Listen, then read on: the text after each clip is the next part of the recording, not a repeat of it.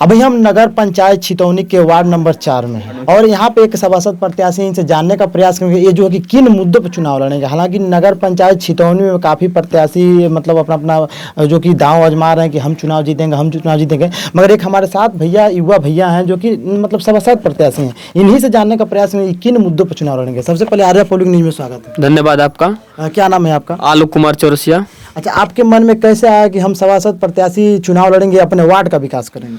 देखिए, मेरे मन में यहाँ से विचार उत्पन्न हुआ कि मैं इतना पढ़ा लिखा हूँ, ग्रेजुएट और पोस्ट ग्रेजुएट किया हूँ। अच्छा। और इसके साथ साथ मुझे समाज सेवा का अवसर मिलना चाहिए।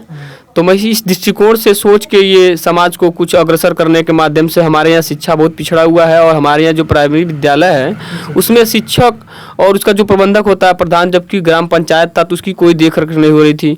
और हमारे यहाँ पिछड़ा क्षेत्र होने के कारण शिक्षा में थोड़ा सा बहुत विकटता है। और इस मुद्दे को देखते हुए मैंने सोचा समाज में जो सरकार की योजनाएं हैं, पॉलिसी, अब तो नगर पंचायत हो गया, पॉलिसी को जनहित में पहुंचाने के लिए मैं कार्य करूंगा।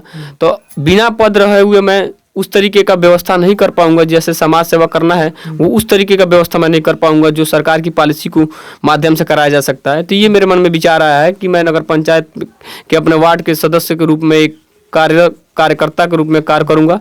और मैं भारतीय जनता पार्टी से उम्मीदवारी का दावा करता हूं। यदि पार्टी मुझे टिकट देती है तो मैं चुनाव लड़ूंगा।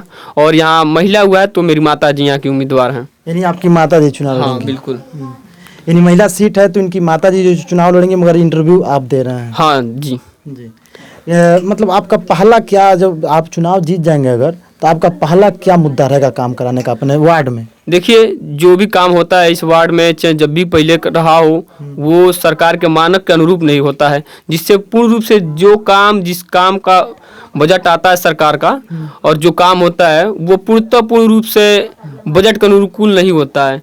अगर बजट एक मामले में मानते, उदाहरण के तौर पे अगर 10 लाख आता है तो वो बीच बिचौलिए करते करते वो लगभग 4-5 लाख 5-7 लाख रुपए में काम होता है और काम जो मानक के अनुरूप नहीं होता। तो मेरा उद्देश्य यही है कि यदि सरकार का बजट कोई किसी मामले में किसी कार्य को लेकर आता तो मैं सबसे सर्वप्रथम उस काम की जितनी भी मानक है अनुकूल, वो मानक बोर्ड में लगवाऊंगा, उसके अनुकूल काम होगा। यदि इस मतलब वार्ड का कोई भी व्यक्ति या नगर पंचायत का या कहीं से भी कोई व्यक्ति आवे तो उस वार्ड उस मानक को देख के उस पर टिप्पणी कर सके, अन्यथा कोई इसमें मुझे वर्चस्व नहीं है।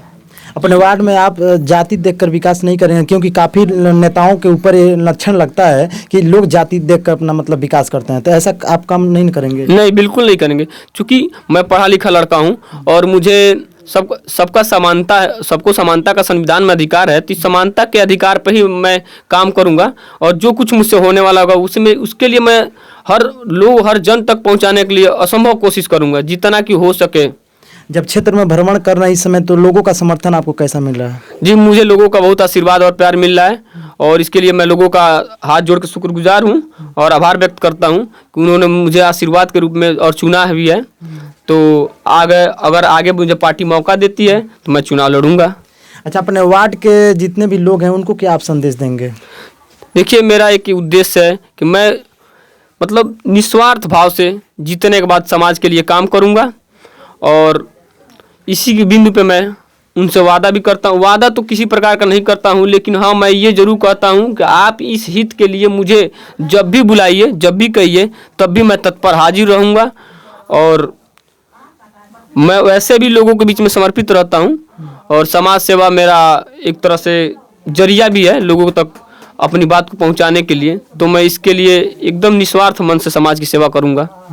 बिना लड़े हुए चुनाव आपने ऐसा कुछ काम किया है अपने वार्ड में? जी, बहुत ऐसे काम है, जैसे किसी भी मरण जीवन में आना जाना और उसके समाज सेवा की दृष्टि से लोगों को कुछ आर्थिक मदद करना।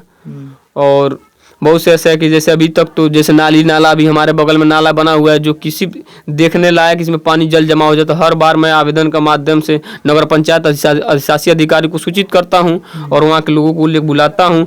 और जैसे हमारे यहाँ प्राइमरी स्कूल बना, उसमें कुछ मैंने निजी जेब से अपने 4-5 हज़ार रुपये खर्च करके इसमें निर्माण में काफ़ी खर्च किया और काफ़ी परेशान मेरे लोगों का समर्थन रहा, तो वो प्राइमरी विद्यालय का निर्माण हुआ। उसमें मेरे आर्थिक धन से कुछ खर्च हुआ है। अच्छा, हाँ।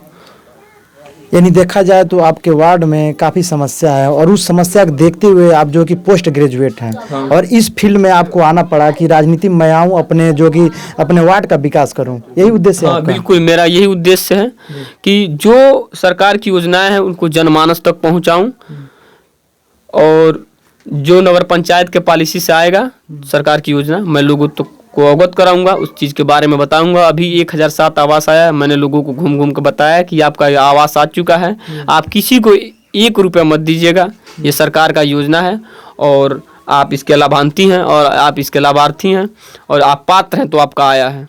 इन देखा जाए तो आप विकास के नाम पे वोट मांगेंगे? हाँ, विकास के नाम आप ऐसा नहीं है कि शराब पिलाकर पैसा देकर वोट मांगेंगे लोगों से? मैं खुद किसी भी नशीला और मादक पदार्थ का प्रयोग नहीं करता हूँ, तो मैं क्यों लोगों को ये परामर्श दूंगा? और अगर मेरे अंदर वो गुण है तो गुण दिखना चाहिए।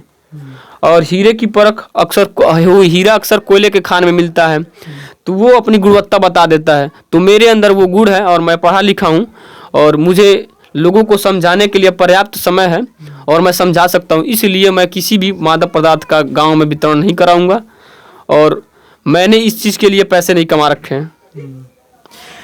नगर पंचायत छितौनी के वार्ड नंबर 4 के सभी देवतुल्य जनता से निवेदन है कि एक शिक्षित जो पोस्ट ग्रेजुएट हैं उनको जिताने का प्रयास कीजिए, जो अपने मतलब वार्ड में विकास करें और जो भी सरकार की योजना है वो लाने का प्रयास करें। बाकी भैया के बारे में क्या सोचते हैं अपनी राय जरूर रखिएगा, बाकी मेरे बारे में क्या सोचते हैं ये भी कमेंट करके जरूर बताइएगा।